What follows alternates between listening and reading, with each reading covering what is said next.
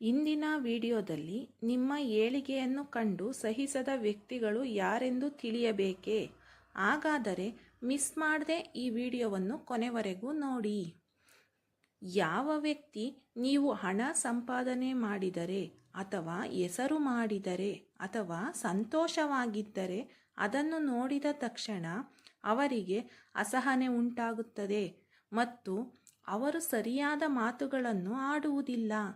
ಅವರು ಮೇಲ್ನೋಟಕ್ಕೆ ನಗುತ್ತಾ ಮಾತಿನಲ್ಲಿ ಬೇರೆಯವರನ್ನು ಹೋಲಿಕೆ ಮಾಡುತ್ತಿರುತ್ತಾರೆ. ಇದನ್ನು ನೀವು ನಿಧಾನವಾಗಿ ಗಮನಿಸಿದರೆ ನಿಮಗೆ ಅರ್ಥವಾಗುತ್ತದೆ. ಈ ವಿಡಿಯೋವನ್ನು ಪೂರ್ತಿ ನೋಡುವುದಕ್ಕಿಂತ ಮುಂಚೆ ನಮ್ಮ ಯೂಟ್ಯೂಬ್ ಚಾನಲ್ ಸಬ್ಸ್ಕ್ರೈಬ್ ಮಾಡ್ಕೊಳ್ಳೋದನ್ನ ಮರಿಬೇಡಿ. Okay friends, 1. ನೀವು ಎಷ್ಟೇ ಕಷ್ಟಪಟ್ಟು ದುಡಿದರೂ ಏಳಿಗೆಯನ್ನು ಸಾಧಿಸಿದರೂ ನಿಮ್ಮನ್ನು ನೋಡಿ ಸಹಿಸದ ವ್ಯಕ್ತಿಗಳು ಅದನ್ನು ನೀವು ಮಾಡಿರುವುದು ದೊಡ್ಡದಲ್ಲ, ಇದಕ್ಕಿಂತ ಮುಂಚೆ ಬೇರೆಯವರು ಮಾಡಿದ್ದರು ಎಂದು ಹೋಲಿಕೆ ಮಾಡಿ ನಿಮ್ಮನ್ನು ಕೆಳಗಿಳಿಸಲು ಪ್ರಯತ್ನಿಸುತ್ತಾರೆ. 2. ನೀವು ಮಾಡಿರುವ ಸಾಧನೆಯನ್ನು ನೋಡಿ ಮುಂದೆ ಬಂದು ಕಂಗ್ರಾಟ್ಸ್ ಹೇಳುತ್ತಾರೆ.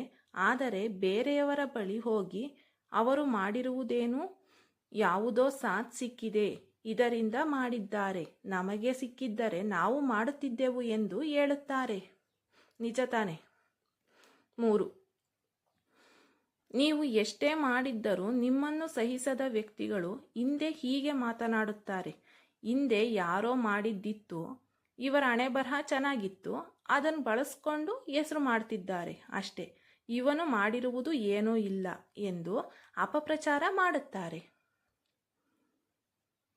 4. ಯಾರಾದರೂ ಒಂದು ಒಳ್ಳೆಯ ಕೆಲಸ ಮಾಡಿದರೆ, ಹೊಸದಾಗಿ ಏನಾದರೂ ಖರೀದಿಸಿದರೆ ಅಥವಾ ದೊಡ್ಡ ಹುದ್ದೆಗೆ ಹೋದರೆ ಅವರಿಗೆ ಯಾಕೆ ಇದೆಲ್ಲ ಸಿಕ್ಕಿತು ಎಂದು ಅವರನ್ನು ಮಾತನಾಡಿಸುವುದನ್ನೇ ಬಿಟ್ಟು ಬಿಡುತ್ತಾರೆ. 5.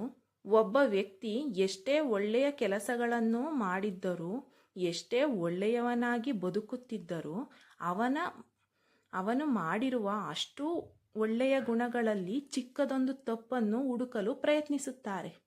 ಅದನ್ನು ಎತ್ತಿ ತೋರಿಸುವ ಪ್ರಯತ್ನ ಮಾಡುತ್ತಾರೆ. 6. ಒಬ್ಬ ವ್ಯಕ್ತಿ ಒಂದು ವೇಳೆ ಎಷ್ಟು ಮಾಡಿದರೂ ಗೆಲುವು ಸಾಧಿಸಲು ಸಾಧ್ಯವಾಗದೇ ಇದ್ದಾಗ ಅಥವಾ ಫೇಲ್ ಆದಾಗ ಅವರ ಮುಂದೆ ಬಂದು ಕಣ್ಣೀರು ಹಾಕುವ ರೀತಿ ನಡೆದುಕೊಂಡು ಹಿಂದೆ ಅವರ ಬಗ್ಗೆ ಅವನಿಗೆ ಹೀಗೆ ಆಗಬೇಕಿತ್ತು, ದೇವರು ಹಾಗೆ ಮಾಡಿದ್ದಾನೆ ಎಂದು ಮಾತನಾಡಿಕೊಳ್ಳುತ್ತಾರೆ. 7. ಯಾರಾದರೂ ಒಂದು ಒಳ್ಳೆಯ ಕೆಲಸವನ್ನು ಮಾಡಲು ಪ್ರಯತ್ನಿಸುತ್ತಿದ್ದರೆ ಅವರಿಗೆ ಸಹಾಯ ಮಾಡುವ ರೀತಿ ಹೋಗುತ್ತಾರೆ.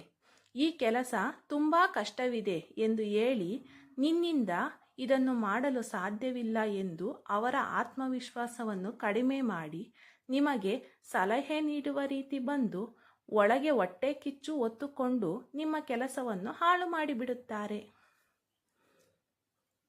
8. ಕೆಲವರು ಹೇಗೆಂದರೆ ಸಣ್ಣ ಪುಟ್ಟ ವಿಷಯಗಳಿಗೂ ಸಹಿಸುವುದಿಲ್ಲ. ತಮಗಿಂತ ಬೇರೆಯವರು ಮಾಡುವ ಕೆಲಸದಲ್ಲಿ ಅಥವಾ ಸೌಂದರ್ಯದಲ್ಲಿ ಅಥವಾ ಬಟ್ಟೆ ಹಾಕುವುದರಲ್ಲಿ ಹೀಗೆ ಯಾವುದಾದರಲ್ಲೂ ಮುಂದಿದ್ದರೂ ಅವರಿಗೆ ಸಂಕಟ ಬರುತ್ತದೆ. ಓಕೆ ಫ್ರೆಂಡ್ಸ್, ಯಾವ ವ್ಯಕ್ತಿ ತನ್ನ ಜೀವನವನ್ನು ಇದ್ದ ಹಾಗೆ ಒಪ್ಪಿಕೊಂಡು ಪರರ ಯಶಸ್ಸನ್ನು ಸಂತೋಷ ಪಡುತ್ತಾನೋ ಅಂತಹ ವ್ಯಕ್ತಿ ಜೀವನದ ಒಬ್ಬ ಒಳ್ಳೆಯ ನಿಜವಾದ ಸ್ನೇಹಿತ.